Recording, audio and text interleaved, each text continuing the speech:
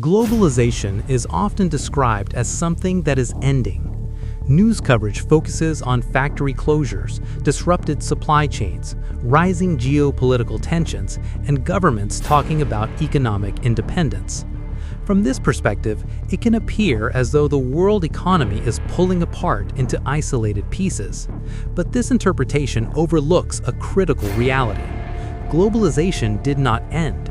It did not reverse. It changed form.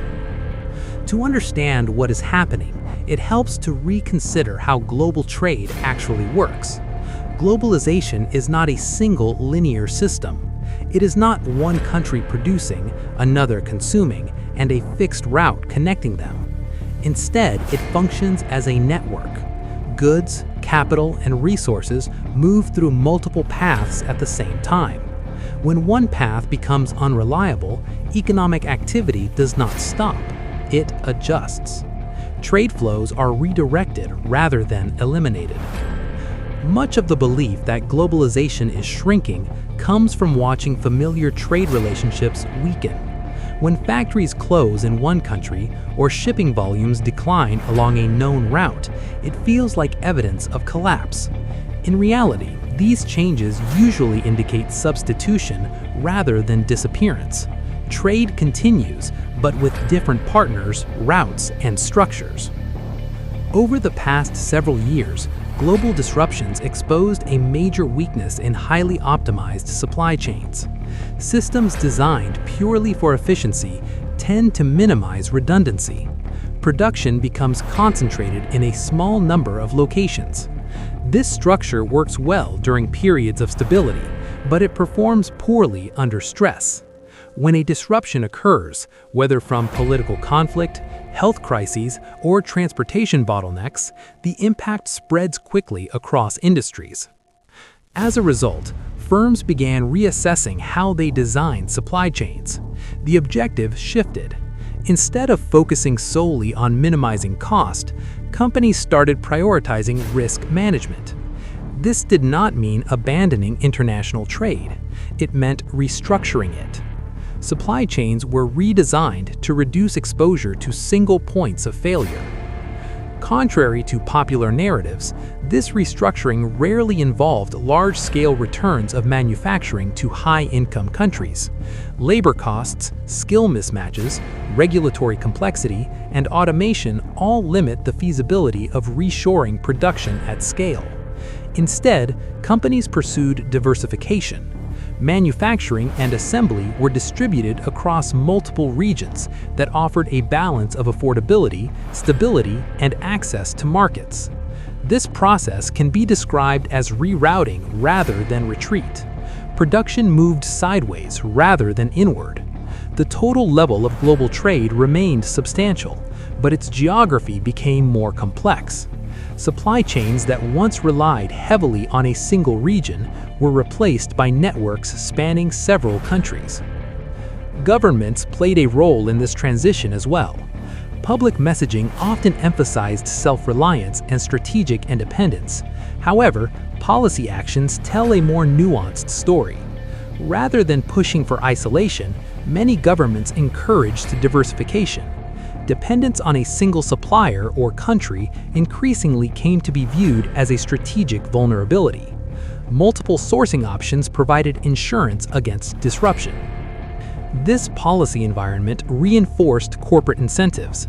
Businesses and governments aligned around the idea that resilience required redundancy. Economic systems were not redesigned to eliminate global connections, but to spread them out. The goal was not to disengage from globalization, but to make it less fragile. One of the most persistent misconceptions in this discussion concerns employment. The idea that large numbers of manufacturing jobs would return to advanced economies has not materialized. In practice, automation absorbed a significant portion of production that did return, while the rest relocated to alternative regions. In many cases, factories became more capital-intensive and less labor-intensive, regardless of location. This outcome often creates political frustration, but it follows economic logic. Globalization responds to incentives, not sentiment. When costs, risks, and efficiencies change, supply chains adapt accordingly. This adaptation does not prioritize national narratives, it prioritizes continuity. As global trade routes shifted, several mid-sized economies began to benefit. These economies were not necessarily the cheapest or the largest. They tended to have relatively stable political environments, improving infrastructure, and access to key transportation corridors. Over time, they absorbed redirected manufacturing, logistics, and assembly activities. These gains occurred gradually. There were few announcements or declarations. Instead, port capacity expanded, logistics hubs grew, and export volumes increased. These economies did not replace established manufacturing centers outright. They became alternatives within a diversified system.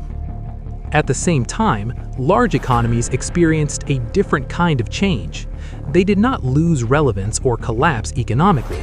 Instead, they encountered increased friction. Supply chains became longer, more layered, and more expensive to manage. Coordination costs rose, lead times increased, prices adjusted upward to reflect added complexity. This friction represents the true cost of the new phase of globalization. It is not the cost of isolation, but the cost of resilience. Systems designed to withstand shocks tend to be less efficient than systems optimized solely for speed and cost. The global economy accepted this trade-off in exchange for stability. The result is a world economy that is neither fully global nor fully local. It is selectively global. Trade continues across borders, but it is increasingly shaped by trust, political alignment, and risk assessment. Decisions about where to produce and how to transport goods now incorporate geopolitical considerations more directly than in the past. This shift is occurring through dramatic announcements or sudden breaks. It is happening incrementally. The most visible evidence appears in trade routes, shipping patterns, and logistics investments, rather than in speeches or headlines. Maps change before narratives do. Looking ahead, the importance of globalization will depend less on where goods are produced and more on how they move. Control over infrastructure, transportation corridors, and logistical coordination will become increasingly valuable. Connectivity, rather than sheer production capacity, will define economic influence. In practical terms, future discussions about trade are likely to focus less on origin and more on transit. How many countries does a product pass through? How many regulatory systems affect it? How many potential points of disruption exist along its route? These questions will matter more than simple labels of domestic or foreign production. Globalization is not disappearing. It is evolving into a more complex and selective system. Understanding this shift requires looking beyond familiar narratives and examining the structure of trade itself. Headlines often focus on what is ending. Trade routes reveal what is continuing.